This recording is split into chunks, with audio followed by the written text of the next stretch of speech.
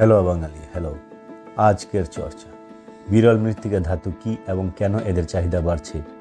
Smartphone থেকে wind turbine পর্যন্ত বিভিন্ন পণ্যের চাহিদা বৃদ্ধি এবং সরকারগুলোর নিরাপদ সরবরাহ নিশ্চিতের চেষ্টার কারণে বিরল মৃত্তিকা ধাতু এখন শিরোনামে। এই সম্পর্কে কিছু মৌলিক তথ্য। বিরল মৃত্তিকা ধাতু কী?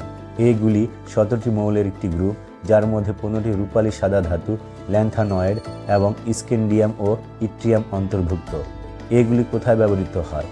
কনজিউমার ইলেকট্রনিক্স, ইলেকট্রিক ভেহিকল বা ইভি, বিমানের ইঞ্জিন, মেডিকেল যন্ত্রপাতি, তেল শোধন এবং সামরিক প্রযুক্তি, মিসাইল, রাডার সিস্টেম সহ নানাবিধ পণ্যে ব্যবহৃত হয়।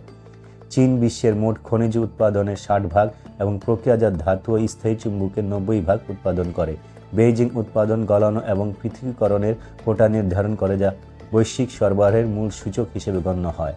জ্বালানি কোম্পানি বিপি তাদের পরিবেশ বান্ধব লক্ষ্য পরিত্যাগের ঘোষণা দিয়েছে, যা এই প্রতিযোগিতায় ভারসাম্য আনতে পারে বলে উল্লেখ করা হয়েছে। মৌলগুলোর নাম কি? পিরিয়ডিক টেবিল অনুযায়ী: scandium, yttrium, lanthanum, cerium, praseodymium, neodymium, promethium, samarium, europium, gadolinium, terbium, dysprosium, holmium, erbium, thulium, ytterbium, lutetium. কোন মৌলগুলো সবচেয়ে সাধারণ? ল্যান্থানাম এবং সেরিয়াম সর্বাধিক প্রচলিত। ল্যান্থানাম ক্যামেরা লেন্স এবং আলোক ব্যবস্থায় ব্যবহৃত হয়। সেরিয়াম ক্যাটালিটিক কনভার্টারে ব্যবহৃত হয়, যা জ্বালানি ইঞ্জিনের নির্গমন কমায়।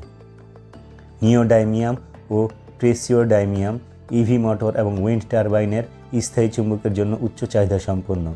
এগুলো কি সত্যিই বিরল? নামে বিরল হলেও প্রকৃতিতে এদের প্রাচুর্য কম নয়, যেমন সীসার চেয়েও বেশি। তবে এগুলি ভূপৃষ্ঠে ছড়িয়ে ছিটিয়ে থাকা এবং অন্যান্য খনিজের সাথে মিশ্রিত হওয়ায় বড় ও লাভজনক খনি খুঁজে পাওয়া কঠিন এবং ব্যয়বহুল। পরিবেশগত প্রভাব কি? বিষাক্ত বর্জ্য প্রক্রিয়াকরণে ব্যবহৃত রাসায়নিক দ্রাবক মাটি, পানি ও বায়ু দূষণ করে।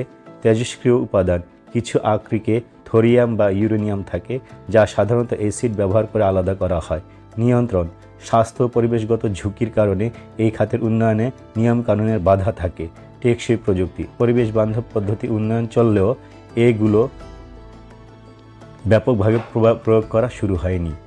বিরল মৃত্তিকা ধাতু আধুনিক প্রযুক্তি ও সবুজ শিল্পের মেরুদণ্ড। চীনের আধিপত্য, পরিবেশগত চ্যালেঞ্জ এবং জটিল উত্তোলন প্রক্রিয়া সত্ত্বেও বৈশ্বিক চাহিদা ও কৌশলগত গুরুত্ব দিন দিন বাড়ছে।